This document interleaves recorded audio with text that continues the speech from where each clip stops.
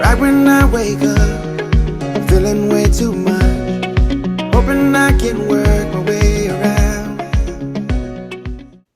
Hi everybody, so this is me, Vashti again, just touching base with what life has been like for the last week or so. This has been kind of my reality check kind of week. I had originally believed, hey, I'm gonna have surgery and everything is going to be back to normal and I'll be back at work by the 18th and you know, all the crazy symptoms I've had before will be better and things will be better than ever. I had no idea how brutal recovery was going to be. it has been real. So I went back in and I got my prognosis in terms of what everything looked like in terms of the biopsy and the pathology report. And while they had initially assumed that the meningioma that I was walking around with was a stage 1, which would mean it's benign, we take it off, back to life as usual, it turns out it was actually a grade 2, which meningiomas are rated on only 1, 2, and 3. So that means that basically while they did get all of it, yay, total resection, there is a high probability that it'll come back, and it could come back more aggressively. So I'm going to have regular follow-up MRIs and CAT scans for the rest of my life, just to ensure that they're not coming back. And if they do start to come back, then radiation or chemotherapy or things like that will be indicated. So that's where we are right now. I started physical and occupational therapy. It was brutal. It was brutal. There's no way in the world I could go back to work this Thursday. They pushed me out until at least the beginning of next year. So I am going to be out on leave until at least after winter break, which makes a lot of sense because I can't really get around. I can walk about a few steps and then I get really dizzy, or doing things with my hands is very problematic, which, you know, being a pianist is kind of an issue.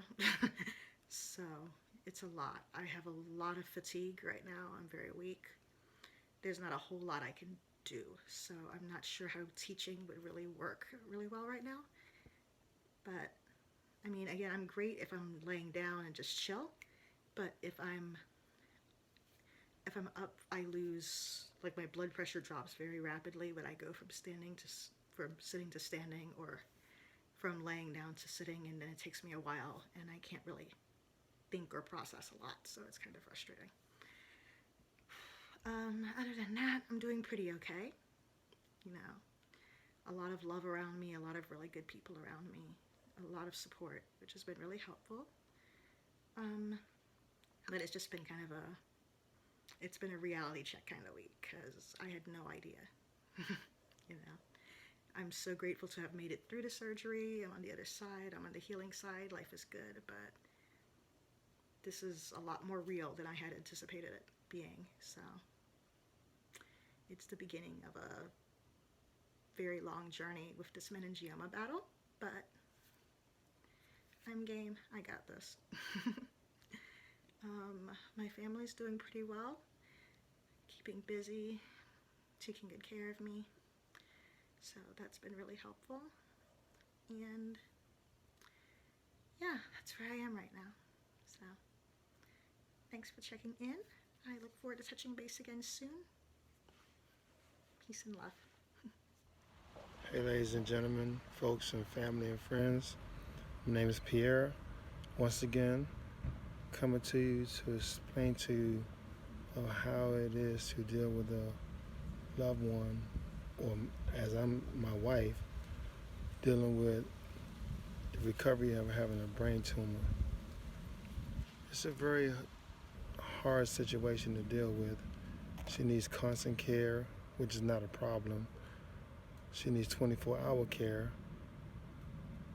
She takes about 10 different pills every 3 hours. Some of them actually are coming off of them, like the steroids, the seizure medicine, the blood clot medicine. She's coming off of that. But to see a person that you love and are in love with go through such a traumatic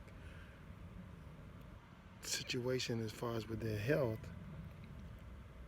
it really makes you appreciate things. You know, a lot of people that know me dealt with me being sick and knowing that I was in a coma for about 3 months on life support, faced with the possibility of dying myself. They said I'd be dead by tomorrow. Then they came back and said I would be dead in about 2 hours. And that happened in 2003. So going through that myself, and then also seeing my wife go through what she goes through, it really makes you appreciate life. I've been appreciating life ever since my accident. It was kind of a wake-up call for me. The only thing I remember from the accident is hearing a voice saying, "I don't like what you're doing, I'm about to show you something." And I woke up 3 months later, and it really made me think about what was I doing wrong as far as entertainment business, working, things like that. I kind of took life as, I ain't gonna say as a joke, but I kind of was like willy-nilly.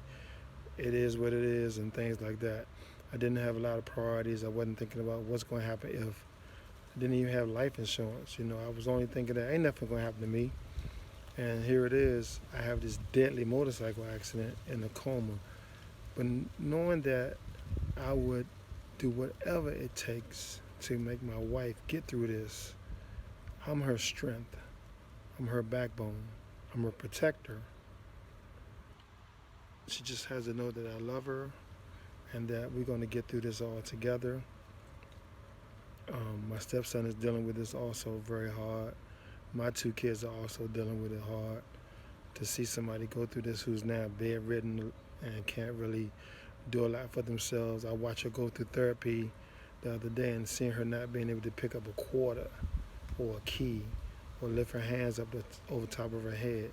It really makes you appreciate life. So thank you guys all for supporting us, praying for us. Lots of friends, family, Chrissy, to everybody, Elijah's teachers and my officers that I work with and the commanders and things like that. They're all helping me deal with this situation to let me know that, hey, guess what? You're not going through this by yourself. And neither is she. To God be the glory. One love.